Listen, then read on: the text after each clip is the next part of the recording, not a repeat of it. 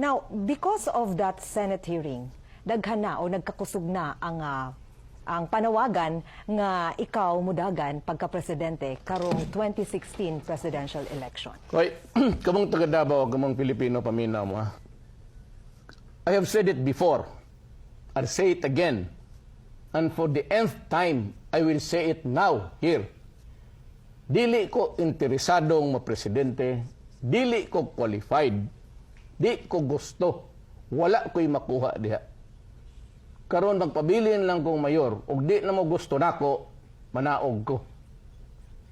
Or ang akong lawas di na makakaya, manaog ko pagka. Wa ko'y interest ng presidente. Dili ko qualified. Di po ko interesado. So I hope that, kanang nagduwa di sa akong pangan for president, stop it. I'm pleading to you to stop it. Aside sa mga nanggawas ng mga grupo nga nanawagan sa imong pagdagan, aduna ba'y nagduol sa imong mga influential people for you or convincing you nga mudagan, labi na ng mga politiko? Wala. Hindi mo po kung entertain og istorya. Inong kuman. Naman ko, I just treat it nonchalant. Hindi bagay sa atin yan. Hindi naman talaga bagay. Anong presidente man ko? Anong presidente man ko? Trabaho ko? Pagkuman, ipapriso ko